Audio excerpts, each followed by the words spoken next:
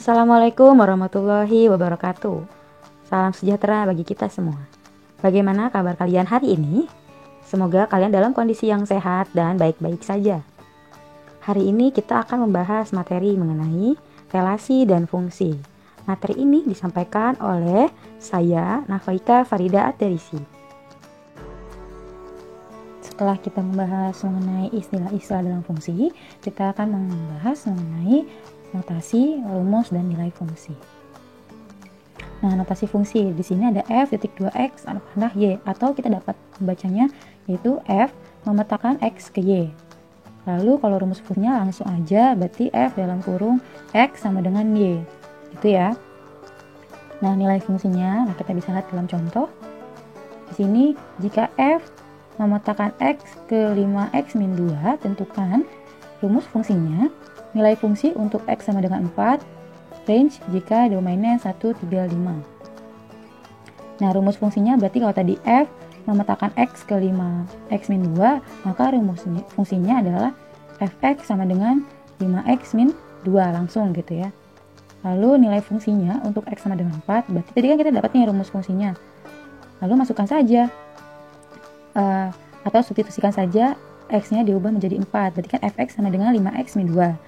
Karena yang diminta x-nya itu 4, berarti f4 sama dengan 5. X yang ini berubah menjadi 4, lalu dikurangi 2. Ini f4 sama dengan 5 kali 4, 20 dikurangi 2 lah. Dapatlah f4 sama dengan 18. Nilai fungsinya adalah 18. Lanjut, range atau daerah hasil jika domainnya 1, 3, 5. Di sini kita bisa lihat, berarti kalau domainnya 1, 3, 5, berarti x-nya 1, 3, dan 5. Tinggal dimasukkan saja atau disebutkan saja. F-nya 1 berarti 5 dikali 1 dikurangi 2 sama dengan 3. F-nya 3 berarti 5 kali 3 dikurang 2 sama dengan 13. Dan X sama dengan 5, F dikali 5 sama dengan 5 kali 5 dikurangi 2 sama dengan 23. Range-nya kita dapat berarti 3, 13, dan 23. Jadi range-nya itu dibuat lagi gitu ya. Range sama dengan 3, 13, 23. Kalau yang ini kan yang diminta hanya nilai fungsinya saja, tapi kalau yang diminta range, kita kumpulkan semuanya yang diminta. Lanjut, ini ada contoh 2, yaitu jika gx sama dengan 4x tambah 4 dan g5-nya sama dengan 22, maka berapakah nilai p, rumus fungsinya, dan bayangan dari 7. Nah, ini kan kalau yang tadi 5x min 2, ini ada 4x tambah p gitu. Nah, yang ditanya p-nya berapa nih gitu. Tapi kita sudah ketahui bahwa g5-nya sama dengan 22. Tinggal kita masukkan saja. Di sini kan gx-nya 4x tambah 4. Nah, katanya g5 sama dengan 22. Berarti kita tinggal ubah aja semuanya. Yang x-nya jadi 5. Berarti g5 sama dengan 4 kali 5 ditambah p. Katanya tadi g5 itu hasilnya 22. Masukkan 22. Ini kita tinggal kalikan. Berarti 4 dikali 5 sama dengan 20 ditambah p. Lalu kita satukan konstanta, variabel, dan variabel. Ini berarti kan 22 pindah ke kiri jadinya dikurang 20 sama dengan P. 22 dikurang 20 sama dengan 2. Berarti P sama dengan 2. Dapatlah kita P-nya 2. Nah, rumus fungsi lengkapnya berapa nih? Jadi tinggal diubah deh. Gx kan tadi sama dengan 4x tambah P. Nah, tinggal masukkan Gx sama dengan 4x tambah 2. Karena tadi kita dapat P-nya itu 2. Lanjut, ini ada bayangan dari 7. Bayangan dari 7 berarti artinya x-nya sama dengan 7. Berarti G7 sama dengan 4 dikali 7 tambah 2. Lalu 4 kali 7 sama dengan 28 ditambah 2. Lalu G7 sama dengan 30. Jadi bayangan dari 7 adalah 30. Gampang ya. Cuma beda-beda aja istilahnya. Cuma dalam pengerjaannya itu sama semua gitu. Kita hanya mensubstitusikan X-nya berapa. Dimasukkan ke dalam rumus fungsinya. Lalu ini adalah contoh ketiga, di mana jika HX sama dengan AX tambah 4 dan H2-nya sama dengan 10. Tentukan nilai A dan rumus fungsinya. Kalau tadi kan ini 4X tambah P. Nah, kalau ini yang di depan X-nya yang harus kita cari gitu berapa. Caranya gimana?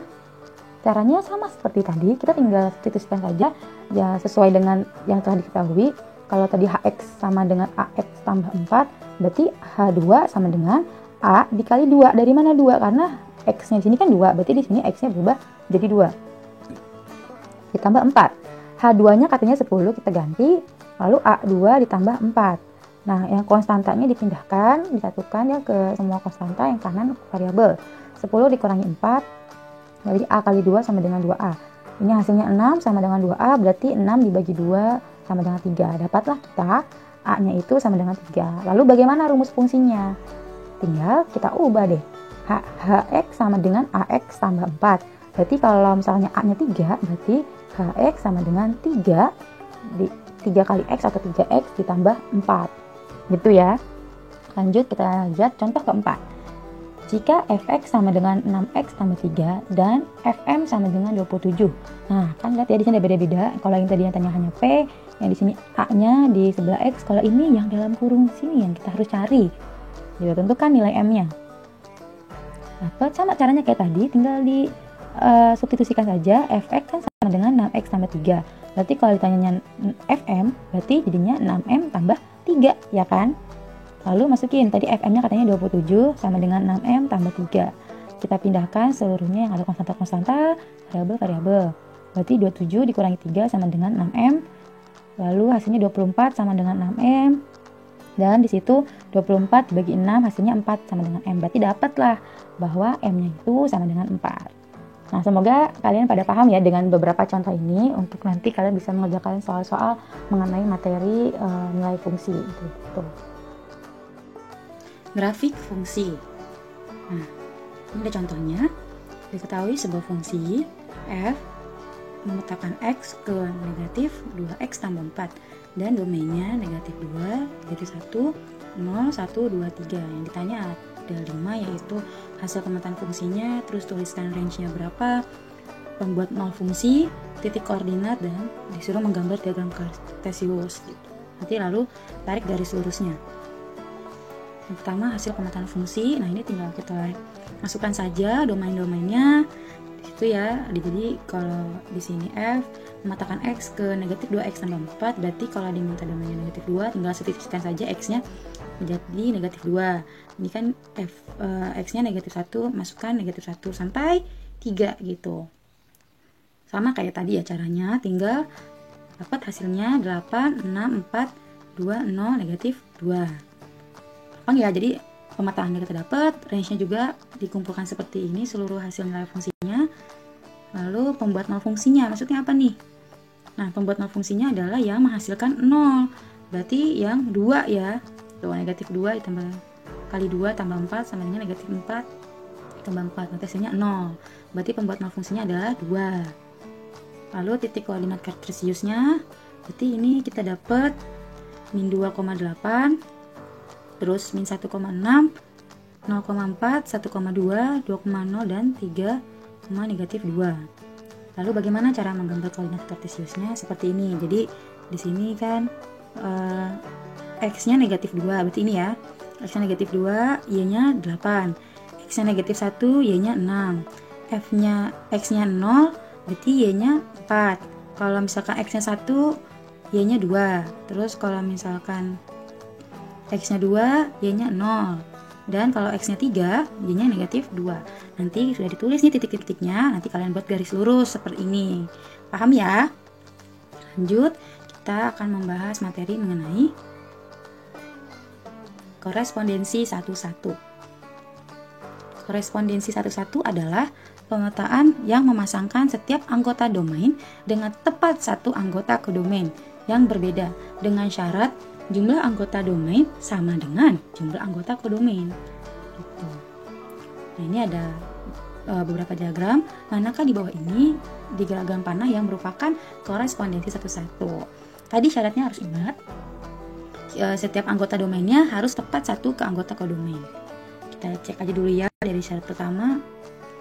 Di sini satu semua, nggak ada cabang. Ini juga nggak ada cabang ya, anggota domain atau anggota daerah awalnya. Nah, ini yang keempat ada nih. Yang mana? Yang 4. Yang satunya ke 5, 2-nya ke 3. 3-nya malah nggak punya teman. Dan 4-nya bercabang pula. Nah, ini berarti kemungkinan dia bukan korespondensi 1-1. Coba kita cek ya. Nah, benar ya, ternyata kalau ini bukan korespondensi 1-1, melainkan fungsi atau pemetaan. Kenapa? Karena di sini dia tepat 1, tapi jumlah anggotanya nggak sama. Kalau ini 3, yang ini 4. Gitu ya. Kalau yang nomor 2, ini barulah korespondensi 1-1. Kenapa? Karena di sini setiap anggota A-nya memiliki kawan di anggota B. jumlahnya sama-sama 4 pula ya kan, dan tidak bercabang, maka ini korespondensi satu-satu. Sama kayak yang nomor 3, di sini jumlah anggota di domain dan kodomainnya sama, dan memetakan tepat satu dari domain ke kodomain. Nah, kalau ini benar ya. Nah, ini bukan fungsi juga, tapi namanya relasi. Kenapa? Karena di sini kan kalau pemetaan atau fungsi itu minimal semua anggotanya harus memiliki kawan, sedangkan di sini yang 3 tidak memiliki kawan. Dan yang 4 pun malah bercabang, maka ini ada kemungkinan dia adalah relasi. Seperti itu ya. Jadi ini bertingkat. Yang pertama relasi dulu nih. Dia yang penting ada hubungannya. Kalau fungsi pemetaan, anggotaannya harus memiliki kawan di B, wajib, dan tidak boleh bercabang anggotaannya. Kalau korespondensi satu-satu, syaratnya nambah lagi, dia harus sama jumlahnya gitu. Jadi bertahap ya. Nah, kalau tadi ada banyaknya pemetaan atau fungsi, di sini juga ada banyaknya korespondensi satu-satu. Contoh diketahui P sama dengan anggotanya 2, 3, 4 dan Q anggotanya H, I, J. Katanya buatlah korespondensi satu-satu dari P ke Q. Nah, di sini kita lihat ya, ada banyak loh. Nah, jadi sebenarnya kalau tadi juga kalau himpunan pemetaan itu bisa dibuat diagram panah juga bisa kan, tadi bisa jadi diagram kartesius, bisa jadi kan pasangan berurutan. Sama juga kayak korespondensi satu-satu, dia bisa dibuat kayak 3 cara itu, cuma di sini saya hanya menjelaskan 2 saja. Dilihat di sini kan tadi syaratnya anggotanya harus sama, betul ya, sama semua, tuh kan, 3 ini 3 ini 3. Lalu semuanya memiliki kawan tepat satu di kodomainnya gitu, domainnya tepat satu di kodomain. Ini kan 2, 3, 4 ke HIJ tidak ada yang bercabang ya. Nah, maka dapatlah ada jumlahnya ada berapa nih? 6. Ini juga sama, kalian tinggal cek aja. Di sini kan 2H, 3I, 4J. Jadi dia 2H, 3, 4J. Ini 2H, 3J, 4I, 2I, 3H, 4J. Jadi nggak ada yang sama kan ininya tuh 2H ya 2H, 3I, 3I. Jadi 2, 3, 4 HIJ. Kalau ini 2, 3, 4 HJI kayak gitu. Lebih gampang sih. Kalau ini mungkin kita harus mikir gambar arahnya kemana. Kalau ini kan tinggal mendata saja gitu. Makanya saya memberikan contoh himpunan pasangan berurutan di sini. Nah, kan kalau misalnya ini kan anggotanya sama-sama 3. Nah, kalau misalnya anggotanya bisa banyak gimana nih? Pasti ribet kan. Nah, ini berapa banyak korespondensi satu yang dibuat kan dapatnya 6 ya kan. Atau banyaknya korespondensi satu dari himpunan yang beranggota N. Di sini ada N faktorial di mana N dikali N negatif 1 dikali N negatif 2 dikali sampai dikali 1. Maksudnya jadi gini kan tadi itu anggotanya P dan Q itu sama memiliki 3 ya. Berarti kalau di sini 4 berarti N itu 4. Karena di sini sama-sama memiliki 3 berarti ini N-nya 3. Tinggal kita buat 3 faktorial sama dengan mundur jadinya angkanya tuh. Berarti 3 dikali 2 dikali 1 berapa? Hasilnya sama dengan 6 gitu ya. Jadi kalau misalnya 4 faktorial berarti nanti 4 dikali 3 dikali 2 dikali 1. Kalau ditanya 10 faktorial berarti 10 kali 9 kali 8 kali 7 kali 6 sampai 1 kayak gitu. Jadi hitungannya mundur tapi dikali seperti itu. Jadi ingat ya kalau korespondensi satu-satu kita tinggal cek aja berapa jumlah anggotanya kan karena anggota P sama Q-nya atau intinya sama ya. Kalau sama-sama 5 berarti 5 faktorial. Tapi kalau misalkan di pemetaan kan tadi anggota P sama anggota Q berarti kalau dia mencarinya Q dipangkatkan P kayak gitu. Kalau ini enggak, kita tinggal memfaktorialkan saja. Lebih mudah seperti itu. Oke?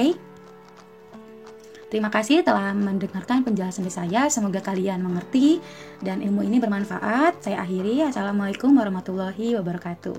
Sampai jumpa.